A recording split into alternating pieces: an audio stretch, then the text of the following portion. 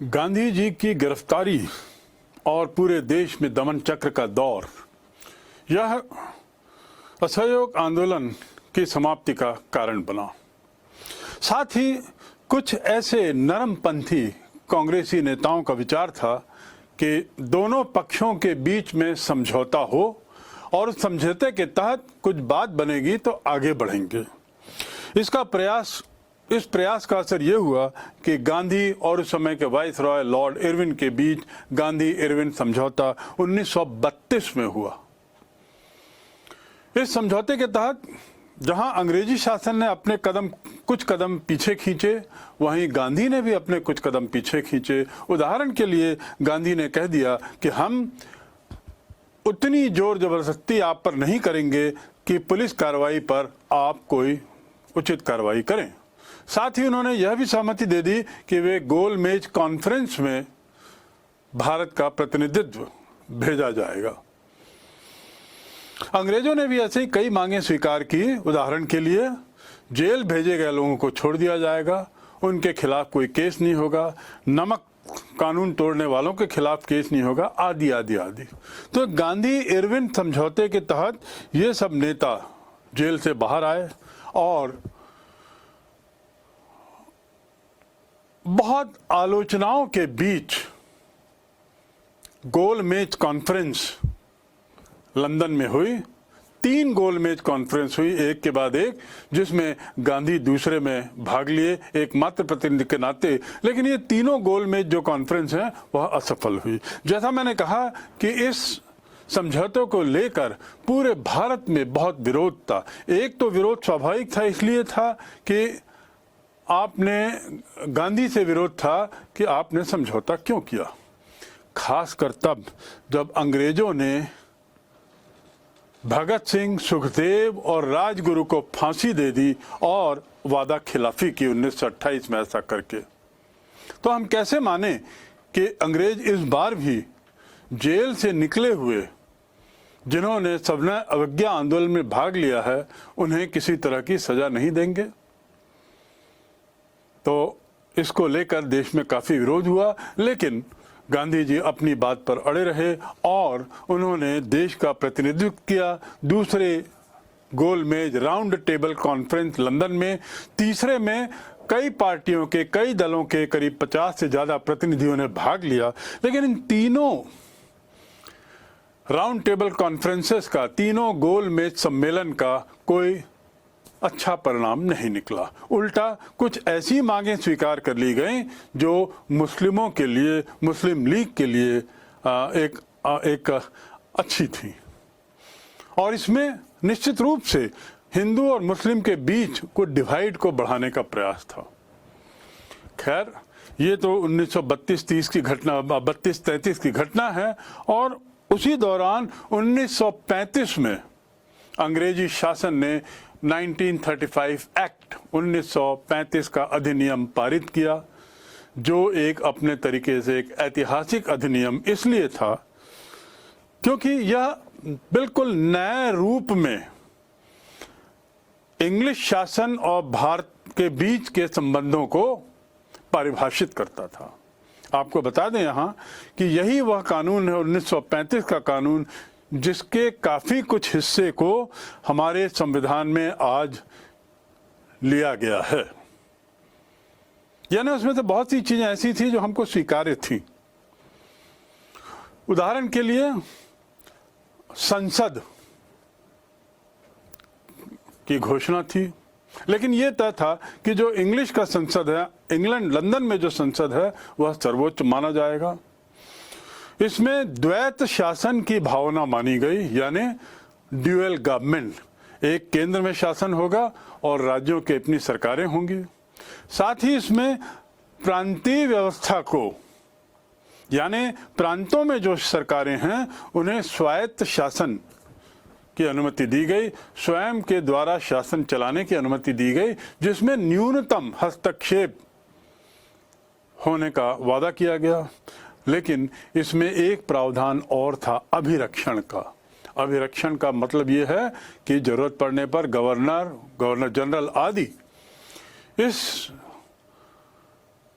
प्रांतीय शासनों के द्वारा बनाए गए किसी कार्य को रद्द कर सकते थे।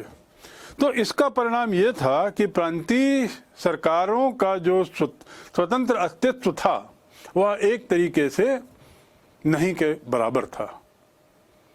और अंतिम बात जो इसमें थी वह थी कि संघीय प्रावधान रखा गया था, यानी जो देश है वह एक संघ के रूप में कार्य करेगा।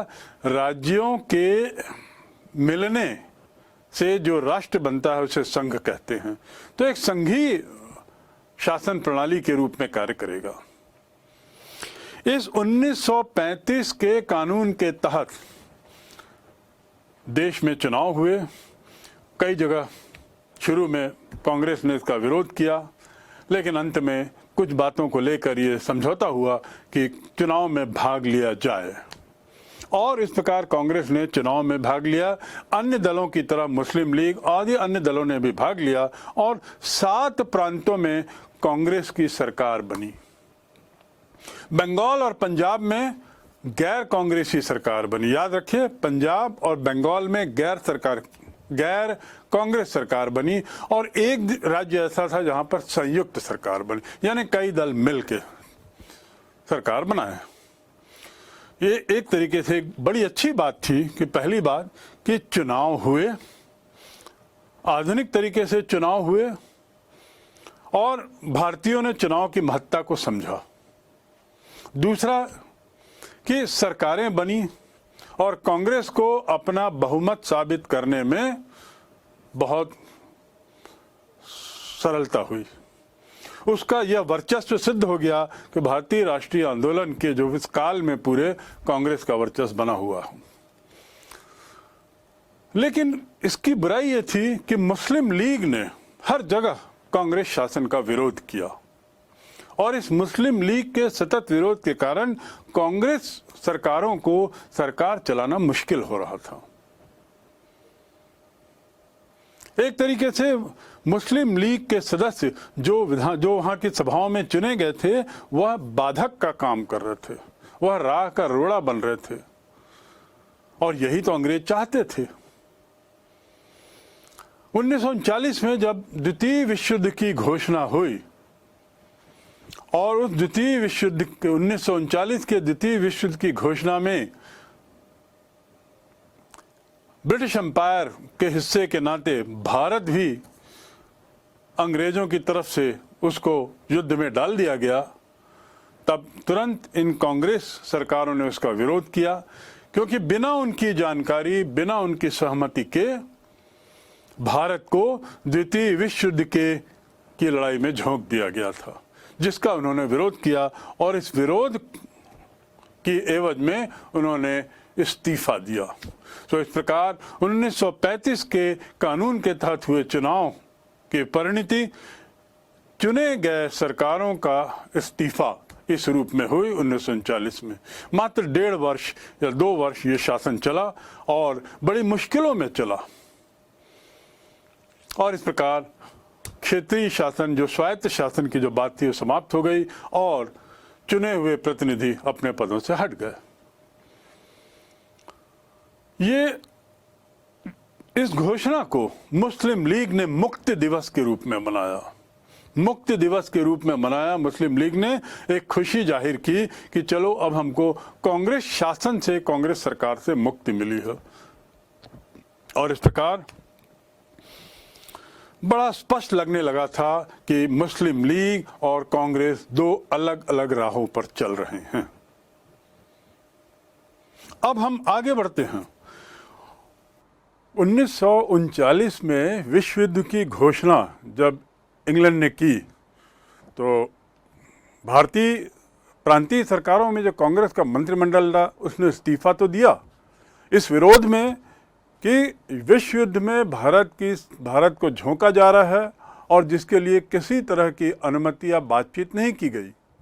लेकिन इतना करने के बावजूद भी कांग्रेस जो है वो अंग्रेज़ों का हित चाहती थी, उनका अहित नहीं चाहती थी।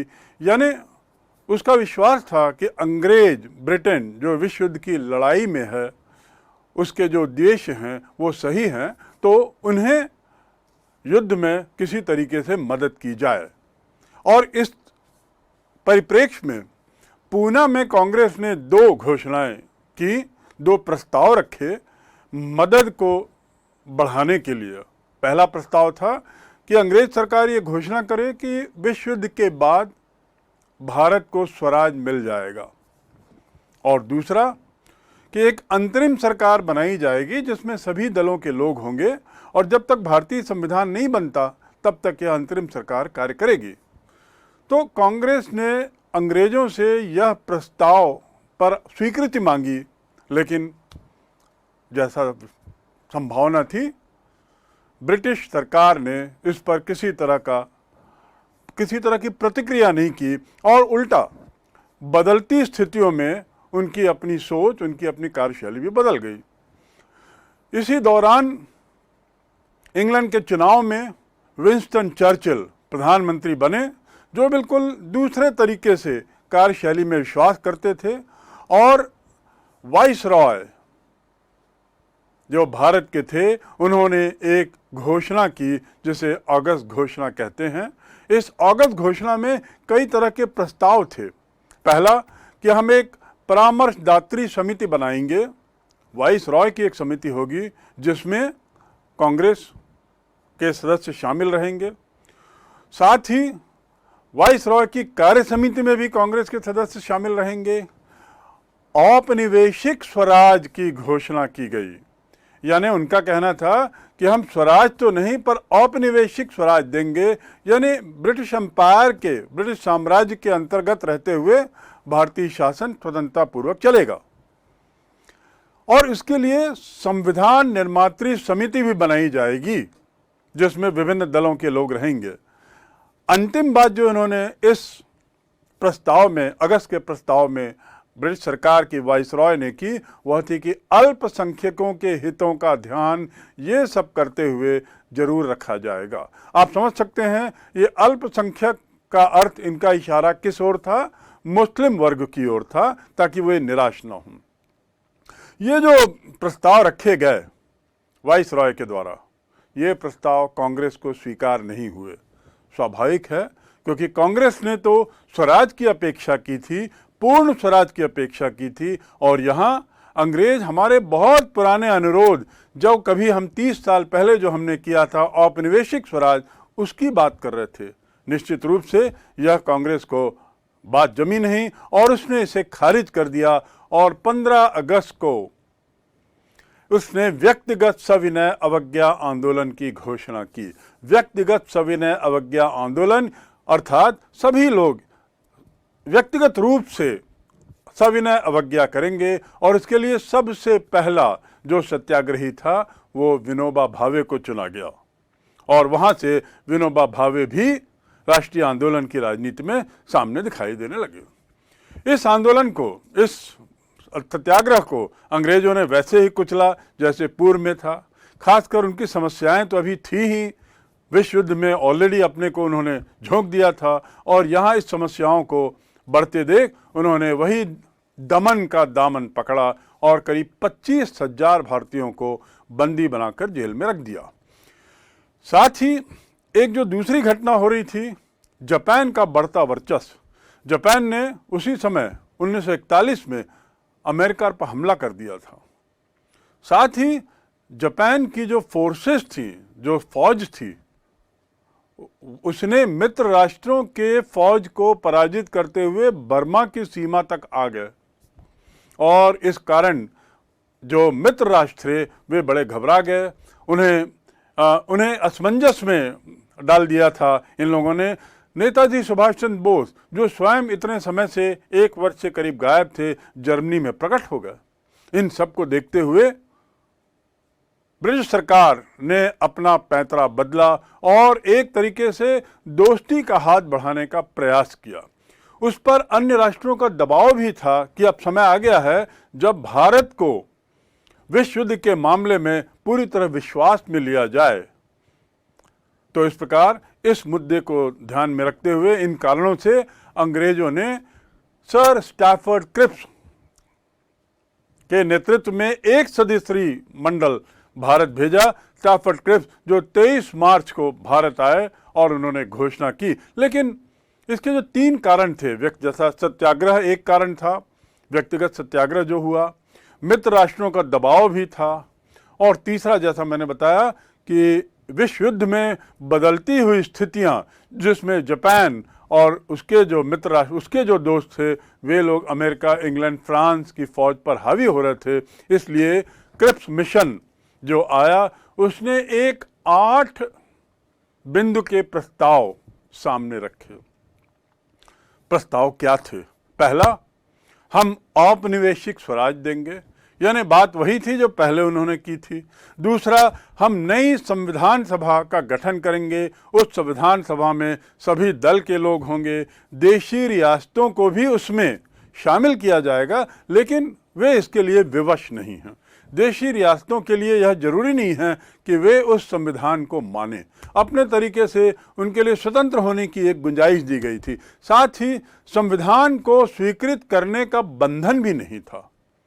तो ये 4 बिंदु, और इसके अलावा 5वां बिंदु था कि संविधान की जो बातें थी उसको लेकर युद्ध में रक्षा आदि का उत्तरदायित्व जो है वह हम जरूर पूरा करेंगे। कांग्रेस का अनुरोध था, या एक तरीके से कांग्रेस की अपेक्षा थी, कि अंग्रेज लोग यदि भारतीयों को विश्व युद्ध में झोंकते हैं तो यह उनका दायित्व है कि भारत की सीमाओं की रक्षा वह करे, जापान और अन्य राष्ट्रों के चंगुल में भारत ना पड़ जाए। तो इस बात का वादा क्रिप्स ने किया। इसके अलावा क्रिप्स ने यह भी कहा कि शासन के साथ सहयोग करने की गुंजाइश रहेगी। हम ये अपेक्षा करते हैं कि भारत सरकार, कि भारत की जनता, कि भारत के विभिन्न दल, कि भारत की जो नेतृत्व है वह हमें राष्ट्रमंडल में, वह हमें यूएनओ में और अन्य चीज़ों में हमें मदद करेगा। ये तो बातें हुई क्रिप्स मिशन की जो 8 प्रस्ताव थे। आपको पहले ही बिंदु से समझ जाना चाहिए कि यह क्रिप्स के प्रस्ताव भी उसी तरीके से भारत ने खारिज किए होंगे, कांग्रेस ने खारिज किए होंगे, जिस तरीके से उसने पूर्व के प्रस्ताव किए थे। कारण वही बात कि औपनिवेशिक स्वराज, पूर्ण स्वराज के बदले औपनिवेशिक स्वराज की बात करने हमारे लिए संभव नहीं थी। युद्ध के दिनों में एक तरीके से कांग्रेस ने सोचा कि ये तो एक समर्थन लेने की चाल है। युद्ध जो चल रहा है उस दौरान कांग्रेस भी दुविधा में थी, अंग्रेज सरकार भी दुविधा में थी, लेकिन एक तरीके से क्रिप्स मिशन के प्रस्ताव को थोड़ा ऐसा बनाया गया जिससे कांग्रेस थोड़ा उसमें लोभ में आ जाए, लेकिन ऐसा नहीं हुआ और कांग्रेस ने क्रिप्स मिशन को एक झटके में खारिज कर दिया। यहाँ तक कि महात्मा गांधी ने इसे ये भी कह दिया कि यह तो एक पोस्ट डेटेड चेक है, एक ऐसा चेक है बैंक के जो आगे की तारीख का दिया हुआ है, और साथ ही ऐसे बैंक का चेक दिया है जो किसी भी समय अब बंद होने वाला है। बहुत बड़ी बात थी गांधी के द्वारा अंग्रेजी सत्ता के लिए ऐसी बात कहना। तो पोस्ट डेटेड चेक और ये सब बातें करके गांधी ने बिल्कुल स्पष्ट कर दिया कि हम पूर्ण स्वराज के अलावा किसी अन्य तरह की मांग को स्वीकार नहीं करेंगे। संविधान, प्रांतों के संविधान के अधिकार और अन्य बातें भी जो थी वो किसी को जमी नहीं। देशी रियासतें वे भी नाराज थी, कांग्रेस तो नाराज थी ही। मुस्लिम लीग ने भी क्रिप्स मिशन को इसलिए खारिज किया क्योंकि उसमें पाकिस्तान की स्पष्ट घोषणा नहीं की गई थी। तो ये घोषणा ना होने से लीग नाराज थी, कांग्रेस तो अपने कारणों से नाराज थी ही। हिंदू महासभा का कहना था कि अंग्रेजों के द्वारा संविधान सभा में ये स्वतंत्रता देना कि रियासतें या अन्य प्रांत स्वतंत्र हो सकते हैं, ये हिंदू महासभा के गले नहीं उतरी। कुल मिला के परिणाम कि क्रिप्स मिशन पूरी तरह खारिज, और अब अगले अभियान की तैयारी और सोच शुरू हुई। सभी दलों के द्वारा खारिज करने के बाद कांग्रेस ने पुनर्विचार किया और आगे के कार्यक्रम के बारे में उसने बर्मा में अपना अधिवेशन किया, बर्मा की घटनाओं के बाद भी किया, और अंत में 6-7 अगस्त को उसने बंबई में कांग्रेस सेशन में कुछ चर्चाएं की। ये इसलिए अभी आवश्यक था क्योंकि यदि कांग्रेस और भारतीय दल शांत रहते, खामोश रहते, तो इसका अर्थ ये लगाया जाता कि कांग्रेस निष्क्रिय है, आंदोलन भी निष्क्रिय हो चला है और अंग्रेज सरकार भारतीयों पर हावी होती। इसलिए कांग्रेस ने तय किया कि गांधी जी के नेतृत्व में अगली कार्रवाई की जाए और महात्मा गांधी ने अपनी पत्रिका हरिजन में आंदोलन की घोषणा की और उस आंदोलन को नाम दिया भारत छोड़ो आंदोलन। भारत छोड़ो आंदोलन के साथ एक और नारा जुड़ा था, वह था करो या मरो। इसके पीछे ये उद्देश्य था कि हम लोग तन मन धन से पूरी तरह अहिंसात्मक रहते हुए असहयोग करें, जेल जाने के लिए और सभी तरह की सजा पाने के लिए तैयार रहें, ब्रिटिश दमन के खिलाफ किसी भी तरह का दुर्व्यवहार भी ना करें और साथ ही नमक तोड़ने का जो हमारा जो कार्यक्रम चला है उसे बनाए रखें। भारत छोड़ो आंदोलन की घोषणा 8 अगस्त को हुई और 8 अगस्त को बंबई के मैदान से यह आंदोलन शुरू हुआ।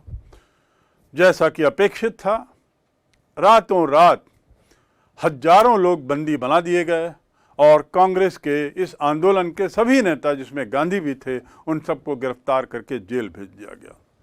यानी जितना ज़्यादा कुचला जा सकता था, अंग्रेज सरकार ने पूरी अपनी ताकत झोंक दी इस आंदोलन को कुचलने में। दूसरी ओर वे लोग विश्व युद्ध में भी व्यस्त थे, लेकिन उन्होंने सुनिश्चित किया कि यह आंदोलन कुचल दिया जाए। गांधी ने जो अपने उद्देश्य रखे थे, उस उद्देश्यों में रहने के बावजूद, यानी अहिंसक रहे, असहयोग किया और नमक तोड़ो का प्रस्ताव भी शांतिपूर्वक चला और उसके अलावा किसी तरह का दुर्व्यवहार नहीं किया। इस सब के बावजूद अंग्रेजों के दमन के कारण यह आंदोलन बहुत कम समय के लिए चल पाया और एक तरीके से आंदोलन समाप्त, इस कुचलने की प्रवृत्ति के कारण आंदोलन समाप्त हुआ।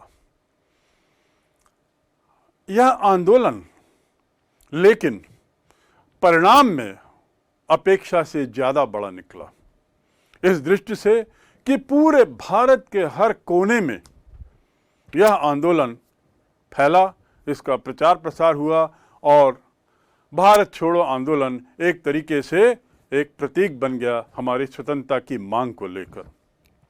अंग्रेजों ने इस आंदोलन को कुचलने की जितनी कोशिश की, इसके परिणाम उतने ही भारतीयों के पक्ष में रहे और अंत में स्थिति ऐसी आई कि अंग्रेजों को विवश होना पड़ा कि कुछ अपने निर्णय अब ऐसे लें जो भारतीयों के गले उतरे।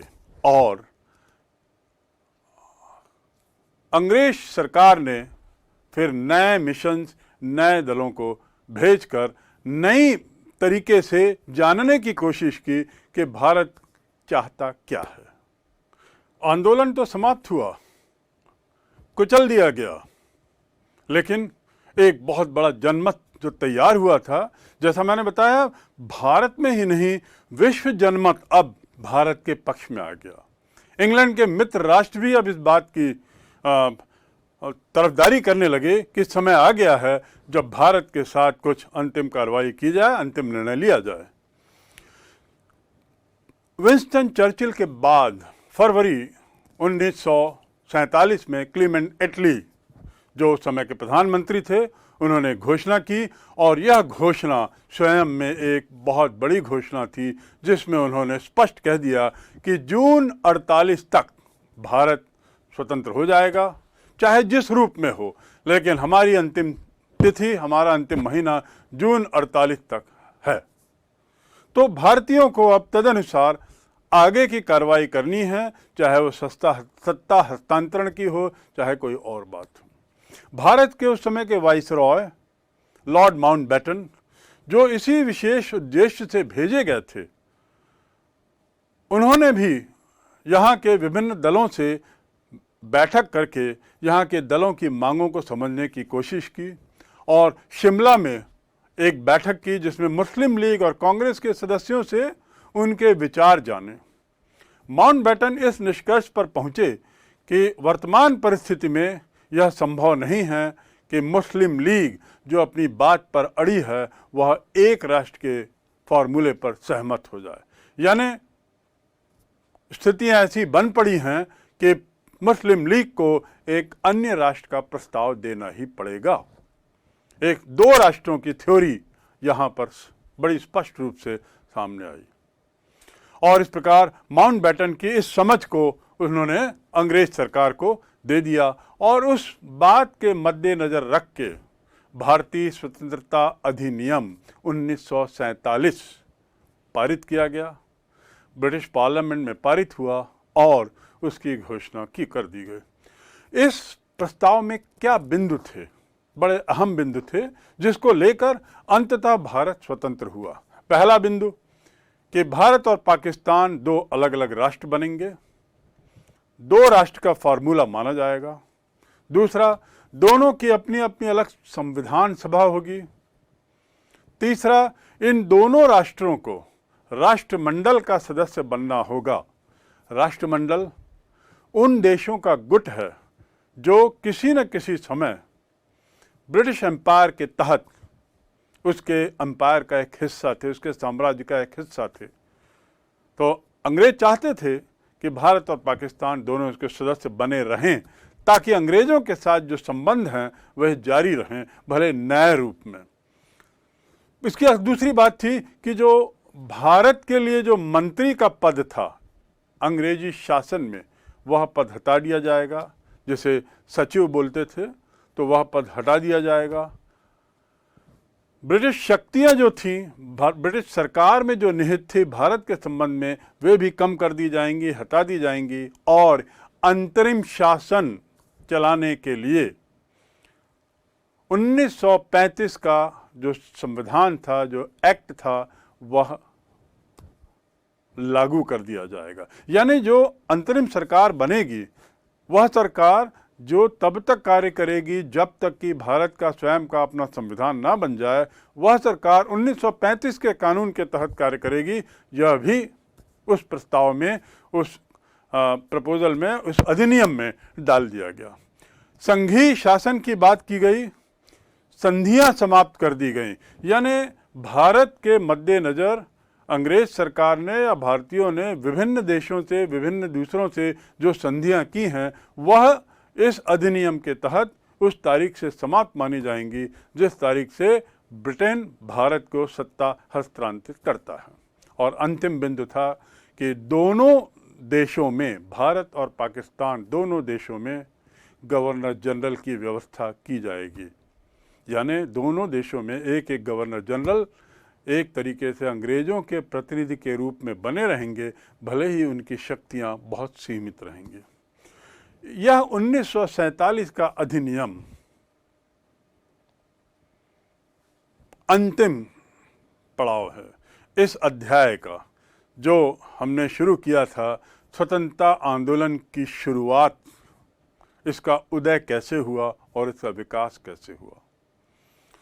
जून 48 का जो टारगेट दिया गया था, जो लक्ष्य दिया गया था, वह भारतीय दलों ने उसमें कोई विलंब ना करते हुए ऐसे तरीके से आगे बढ़े कि अंततः 15 अगस्त 47 को ही अंग्रेज़ों ने भारत छोड़ दिया और 15 अगस्त की रात, भारत 14 अगस्त की रात यानी 15 अगस्त के आने के समय भारत को स्वतंत्र घोषित करके पंडित जवाहरलाल नेहरू ने तिरंगा झंडा लहराकर भारत के नए भारत के आगमन की, एक स्वतंत्र भारत के आगमन की घोषणा की।